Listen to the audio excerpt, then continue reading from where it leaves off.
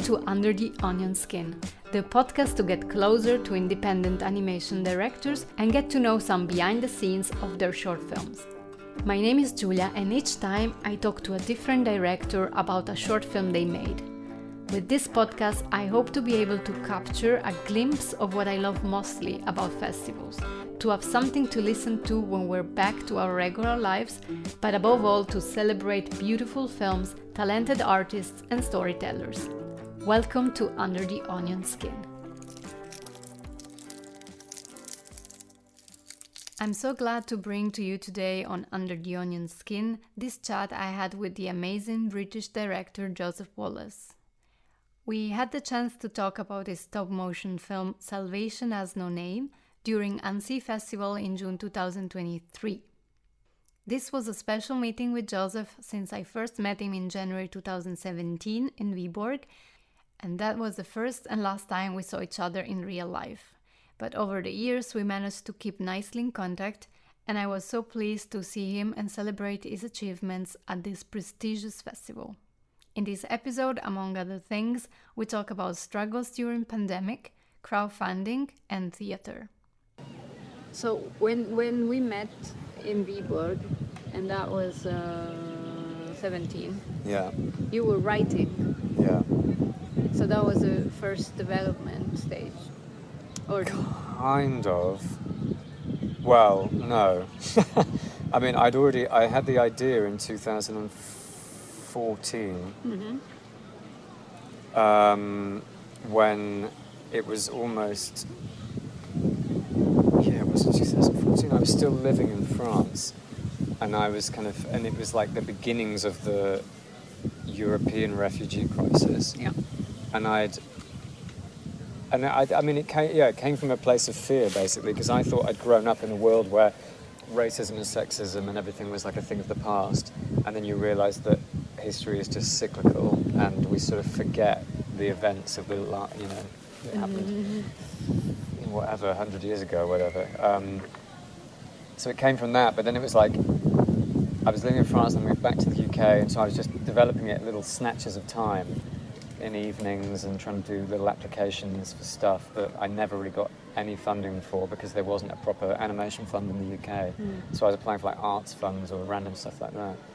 But so actually,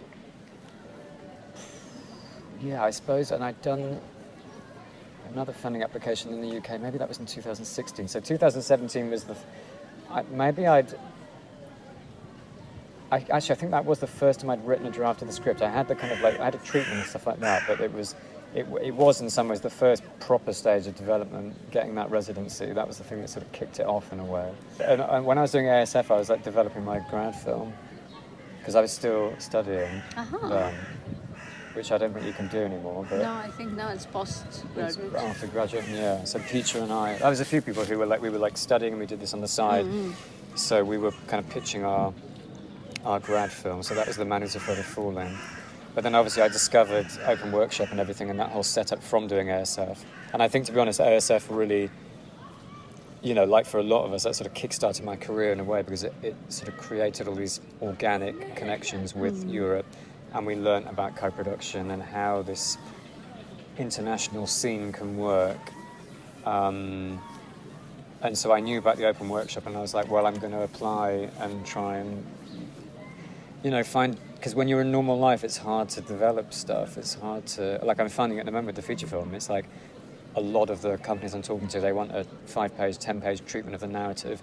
Well, at the moment, I'm in research and development. I'm reading books, I'm reading articles, I'm watching documentaries, I'm writing.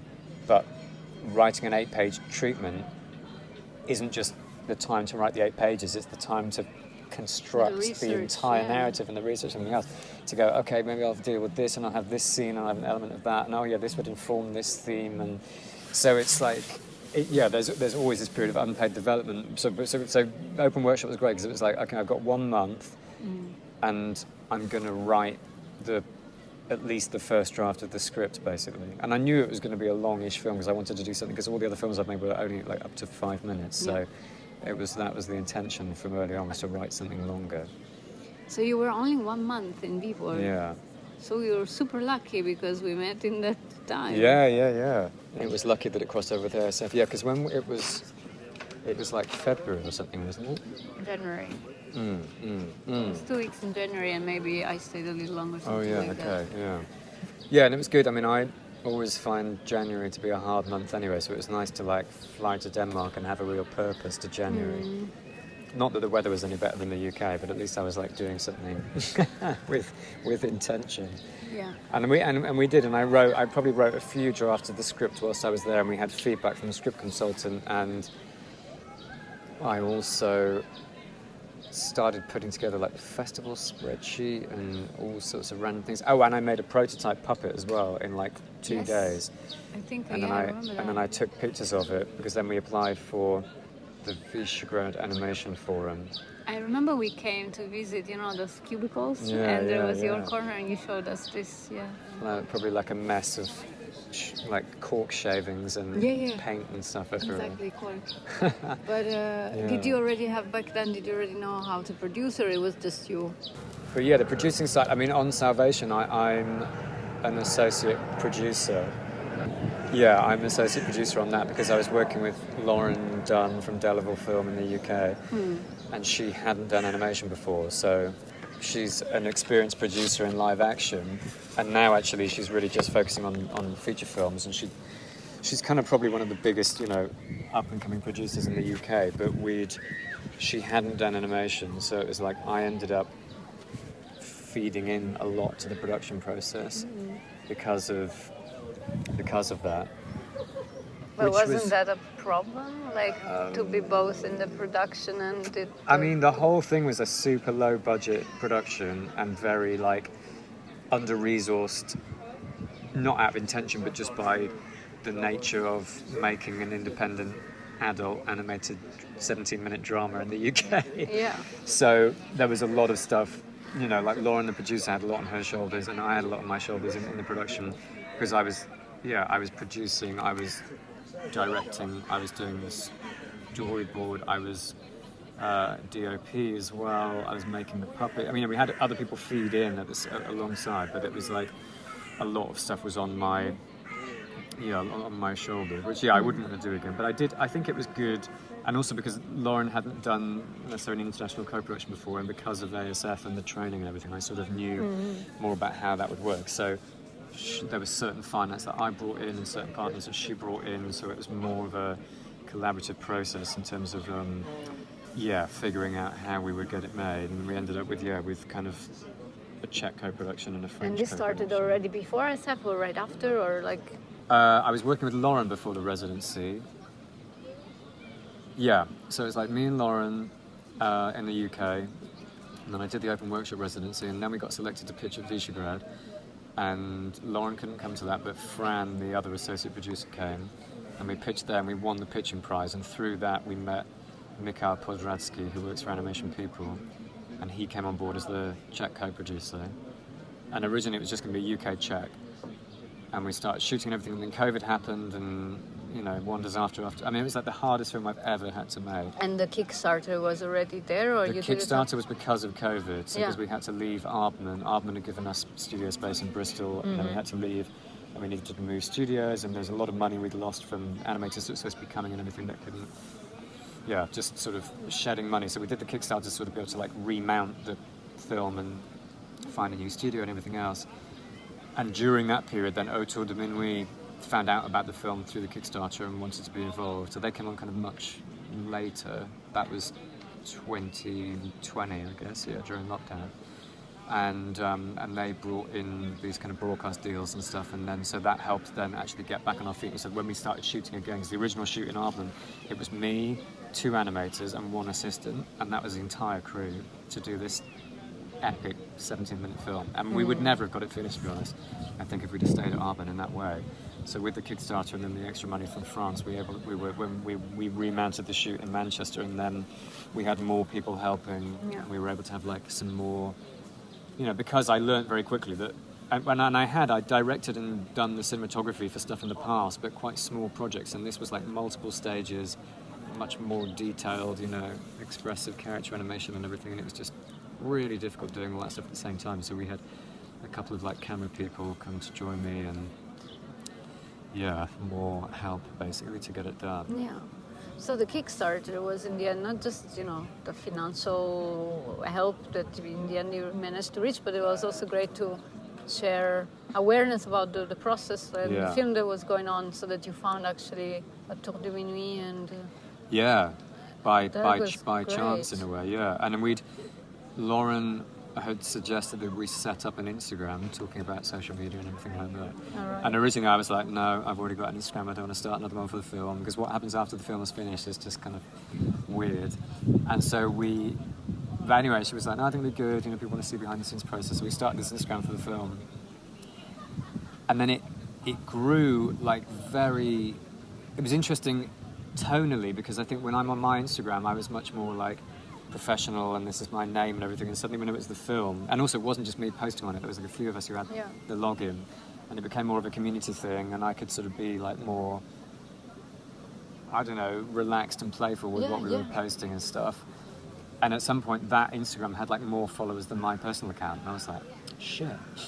This is But that organically grew an audience who were interested in what we were doing. Partly, some people came to it from the story and the themes of the refugee crisis. Some people came to it because they were interested in stop motion, and we were posting those up behind the scenes and tips and things, and they were like, industry people kind of working on it, helping out. But then from that, we kind of had this already built audience from the Instagram, that then when we did the Kickstarter, people just really got behind it, and we were supposed to, I can't remember what our original goal was, but it was something like, I don't know, £6,000, and we ended up raising £19,000 in the month, which was just insane and incredibly humbling. And I was also really nervous about the Kickstarter because it was during COVID and loads of people had lost their jobs, and it was a really uncertain period, and I felt guilty about asking people for money for this production. But I think without the Kickstarter we wouldn't have got the film made. I mean, I know that for sure. It just never would have happened. So that was, I don't know whether I would do one again necessarily, because I don't feel like I could ask people for money a second time. But it was really integral in terms of actually like seeing the film get finished. It's great that in the end you did it. I don't know if it was just you deciding it, or if you discussed and someone pushed. I understand it's always hard to decide.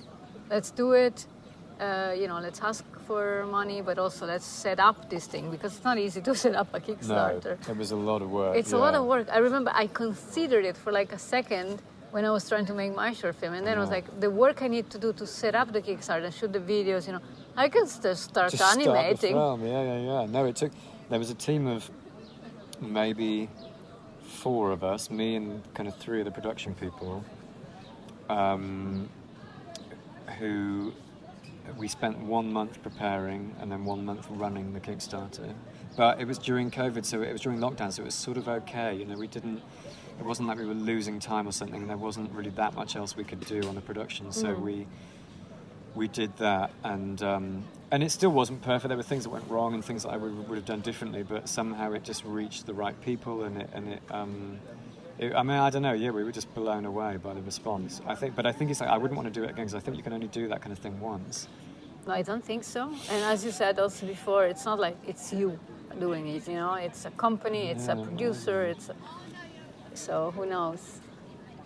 And but at that point you already had everything ready, like puppets and background. Well, no, actually, when we started filming an album, because it was also low budget, we had a very small team making everything. We'd made puppets first. I can't remember any of the dates or anything, but we'd made puppets at my studio in Bristol.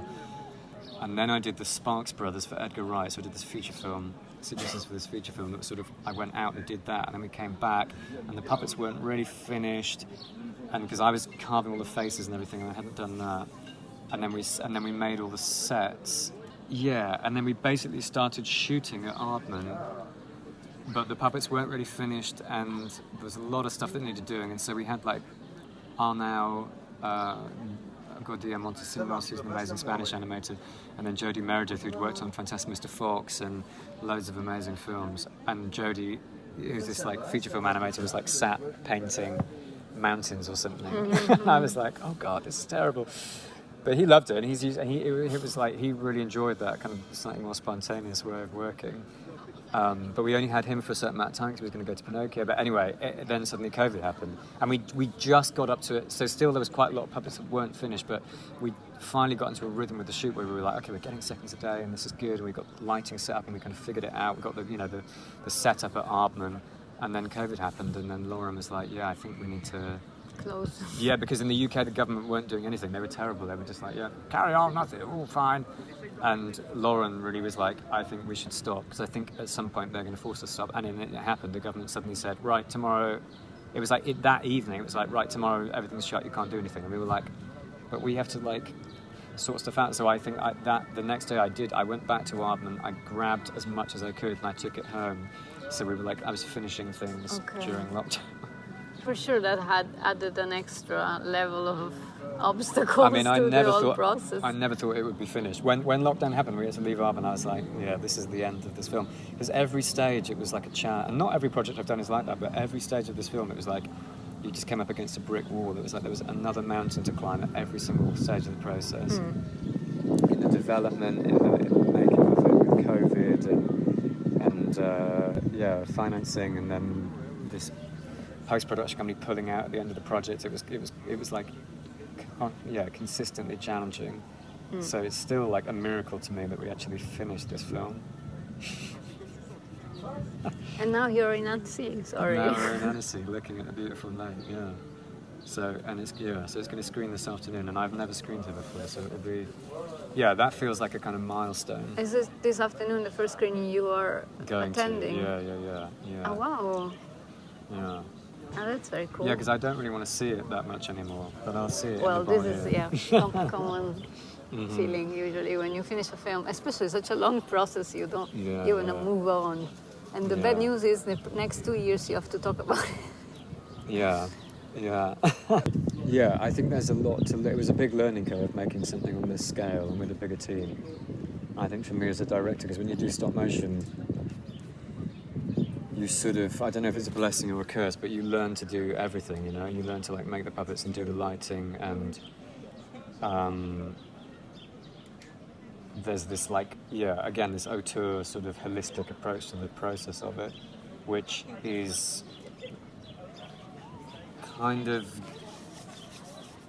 means you know how to do everything, and it means I'm quite specific about how I like things done and how I like the puppets to be made and painted and what they're made from, the house should be animated and the body language and the gesture and the performances and the lighting. And even on Salvation I was doing the lighting, but still when you work with a bigger team then I have to sort of delegate and let go of things, but I'm also still really specific, and I'm like grabbing puppets out of puppet makers' hands and redoing stuff. And so it was a learning curve in that sense of like doing a bigger project and working with a bigger team.